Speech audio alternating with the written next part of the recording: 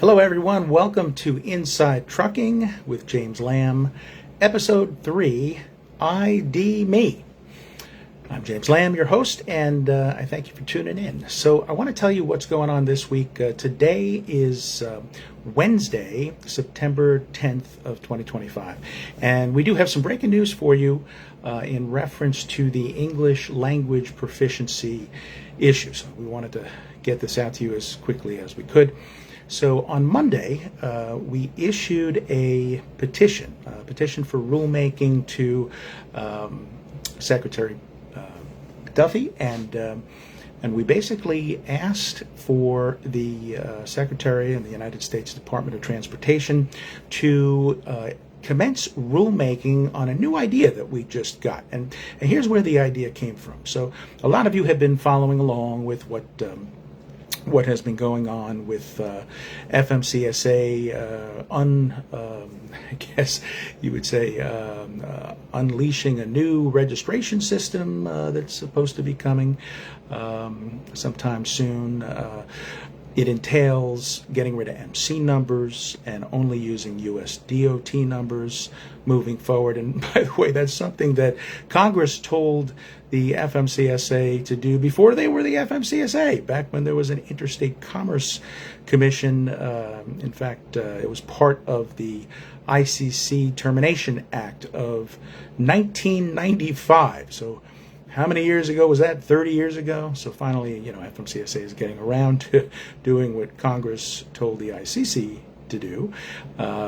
And so FMCSA is moving forward on their obligation to do that. And part of that entails this new URS, Unified Registration System. Now, the URS is not really that new. In fact, they started implementing that a while back, and then they paused it, and now they're starting up again. And so the latest part of the URS that they are working on is, of course, how to better qualify applicants and, crack down on people who are getting authorities and broker licenses and freight forwarder authority and all, and making sure that they are who they say they are. And this is to fight fraud and chameleon carriers and all that kind of stuff. Now, don't confuse the URS system, the Unified Registration System, with the UCR system, Unified Carrier Registration. The URS is a federal Department of Transportation program, and the UCR program technically is a federal program also, but it's meant to be a program for the states to collect motor carrier safety funding, and it's operated by UCR Plan Board of Directors, appointed by the Secretary, and ultimately the fees are recommended by the board to the Secretary, and the Secretary promulgates the fees. This year, in 2025, we are told that the fees are not changing for 2026, despite the fact that FMCSA and DOT did just release on September 4th a unified agenda that calls for a new fee rule, but we think that that's been withdrawn. We're trying to get confirmation from FMCSA on that, and we think that anything that's in the unified registration, or I should say anything that's in the unified agenda, the word unified appears too many times in these regulations and these programs. So we're talking about the unified agenda, which is like government-wide and broken down by department, right? What they're going to focus on over the next 6 months or so comes out twice a year.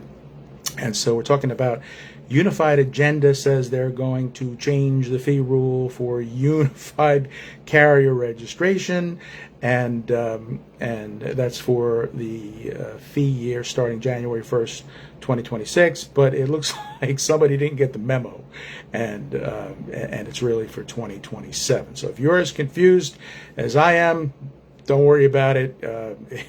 Even the judges in Indiana, I think as far up as the Supreme Court of Indiana, got confused between URS and UCR when we sued the Unified Carrier Registration Plan many years ago. So don't feel bad. But anyway, so we're talking about, URS in this instance, and that has to do with how carriers register, not to pay those state UCR fees, but how they register to begin with, how to get a DOT number, operating authority, MC number. And we're told MC numbers are supposed to go away soon, but when that's going to happen, we're not quite clear. That should be coming out soon. Hopefully in the fall they'll be telling us what they're doing with respect to that. But one of the components, and this is the whole reason why I bring this up, one of the components that it looks like they're implementing is they want to crack down on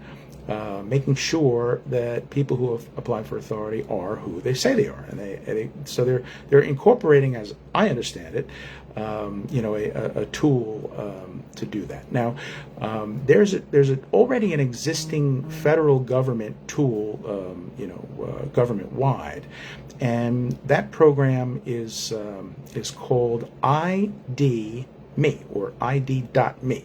In fact, .me is the top level domain for the website ID.me, so you can put that in your browser and you can pull that up and you can take a look at it. And across the government for a while now, these agencies have started to slowly require this identity verification system.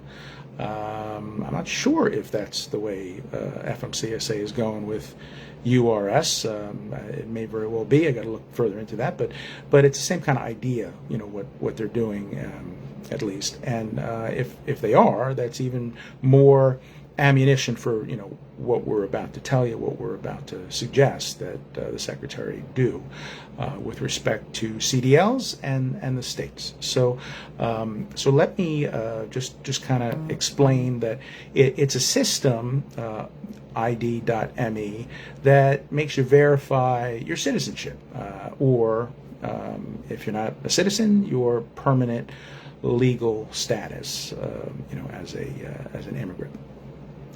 And so it's a good program because it makes the government test to make sure that they're not dealing with people outside the country and agents of a foreign power, as they say, and all sorts of things. So this program, it popped up on my radar this week in two respects. So one of the things that I'm involved with is a program called InfraGuard. InfraGuard is a kind of a government private sector partnership. I joined a few years back, and a lot of folks that are in the high tech sector of private business are part of this program, and the whole idea is to protect America's infrastructure. So the government has an interest in that, business has an interest in that. So I joined that program a while back, and it looks like they not too long ago they required a verification process called, you'll never guess, ID.me, to kind of update the people that are participants in this program to make sure that they are all citizens or legally in the United States. So moving forward, anybody who joins InfraGuard is supposed to have an ID.me account. And all of us that have been in the program, have been told we need to create such an account to switch our original registration to this identity verified registration. So I'm in the process of working on that. So here I am creating an ID.me account, and then I said I got this new program and it's called Inside Trucking. And I created this channel a few years back in preparation for the day that I was going to launch. We just launched recently, as you know, with 2 episodes right after my Newsmax appearance about 10 days ago with Rob Astorino, Saturday Agenda program on Newsmax. And And so I said, well, I should, trademark this brand, right? And so first you go to the U.S. Patent and Trademark Office and you check and make sure that the brand is not trademarked by somebody else, right? So you do a search, and lo and behold, it wasn't. And so in order to, these days, register a trademark, guess what you have to have? You have to have an ID.me account. Lo and behold, I just set that up, so I'm good to go, right? And so I move forward and put in the trademark application. And so then I started thinking, I said, I seem to remember Ken Riddle at FMCSA talking to some folks at the UCR Plan Board, which, by the way, is illegal. We're going to come back to that. And some other folks around the industry at some trucking shows around the country earlier this year about these big plans. And I said, that sounds like they're using the ID.me program for FMCSA registrations. That's probably a good idea, right? And then I said, wait a minute. I said, what is the number one issue that we're all talking about in 2025? Last year, the number one issue, according to Overdrive, in December, they put out top 10 issues. Number one issue was freight broker transparency. By the way, we're coming back to that as of episode 2 that I just uploaded to the channel last week. But the issue for the most part this year has been English language proficiency, and the president's executive order back in April, after we had contacted the administration in late January when they first got sworn in early February when the secretary got sworn in within the first 30 days.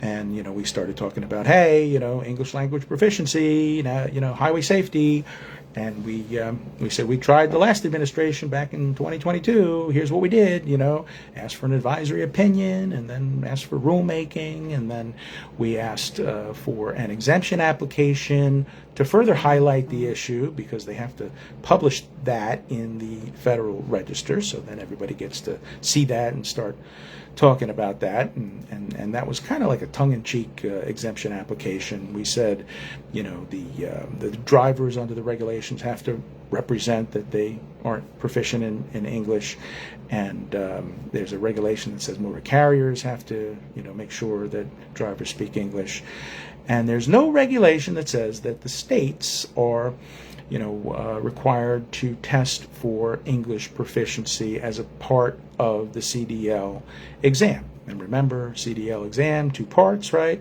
Knowledge testing, the written test, and then the road test, which is the skills test. So, as I've said in the past shows, everybody seems to be on board with, you have to speak English during your skills test, but it's a lot of states, I think 21 we last checked, allow the written test to be administered in other languages other than English, Spanish, Russian, Chinese, and so on and so forth. And they don't necessarily test for English when they give those written knowledge exams in other languages. And so we have, independently petitioned FMCSA for that to happen, either for the English language to be the only language that the exam is administered in, and there's a bill in Congress with respect to that issue, and or the languages can be still used, but there's got to be some kind of supplement, right?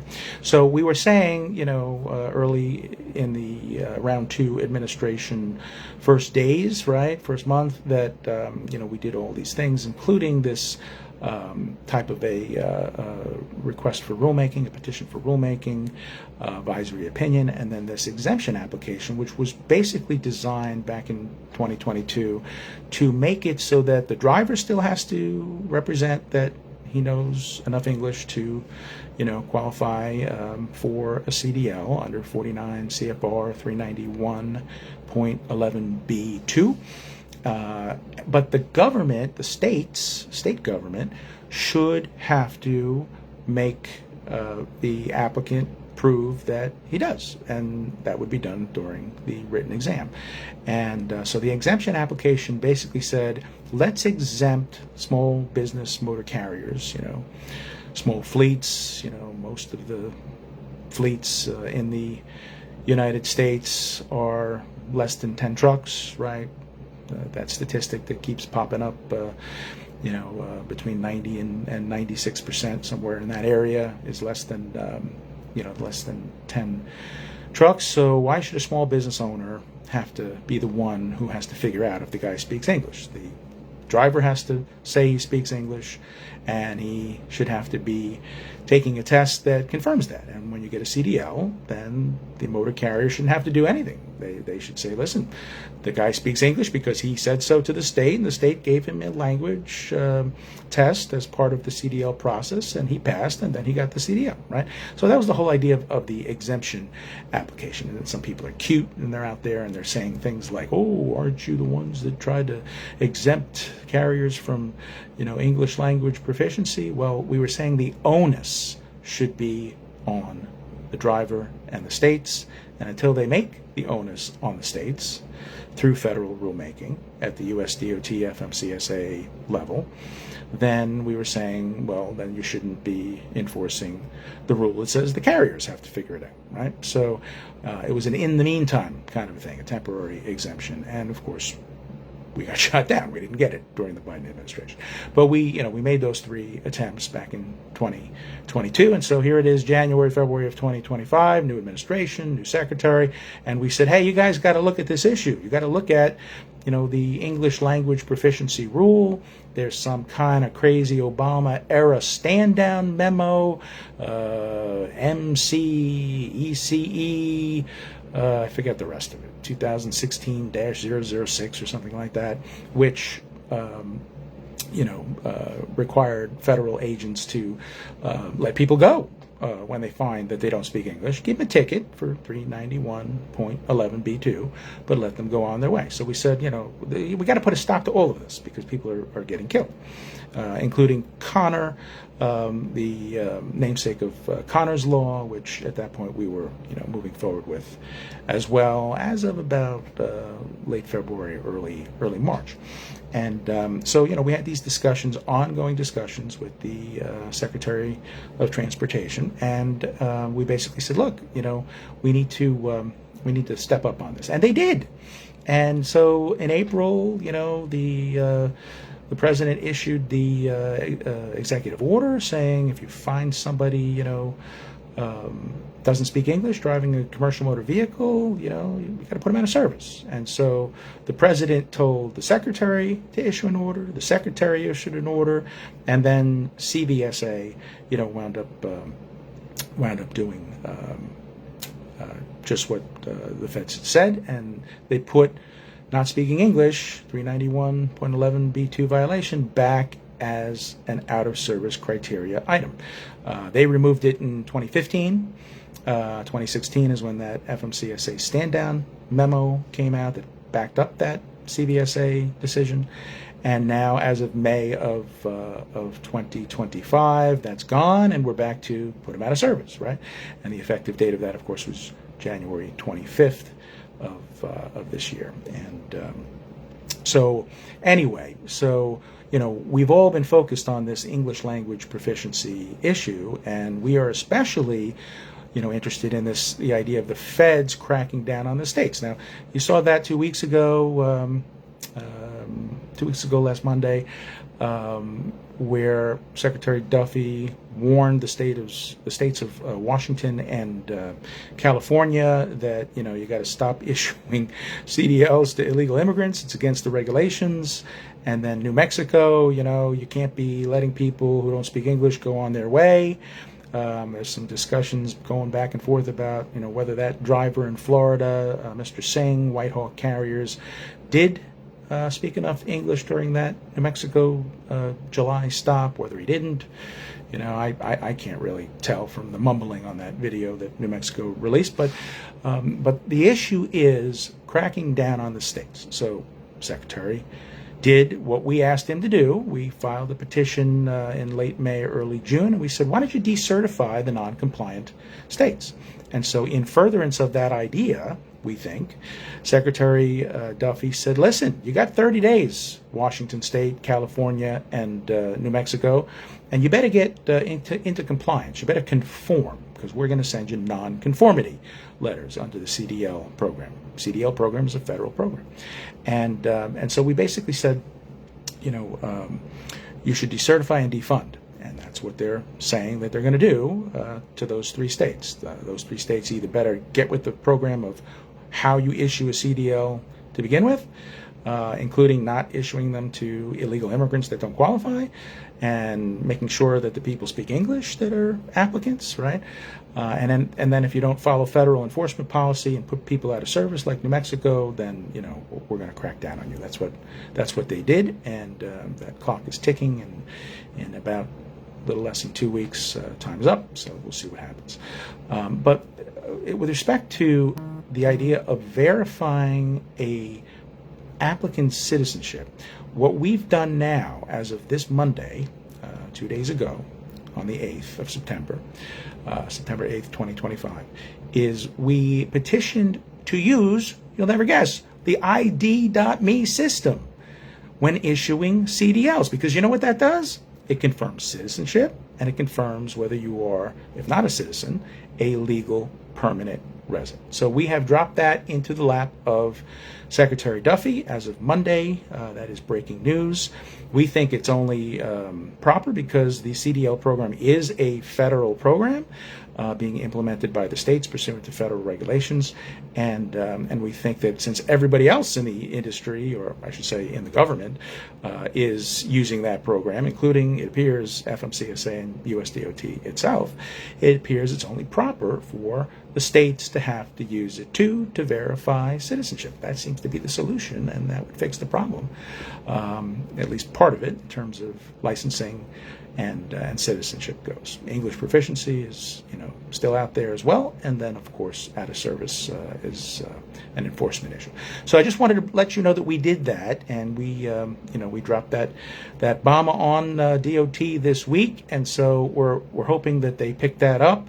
And that's a petition for rulemaking from the SBTC, and hopefully, they will commence rulemaking, and hopefully it won't take a long time for them to, do what, again, seems to be common sense. So that's it for now, folks. This is episode 3 of Inside Trucking with James Lamb. I'm James Lamb, your host, and I thank you for tuning in, and we'll be back right after these messages with episode 4. Take care.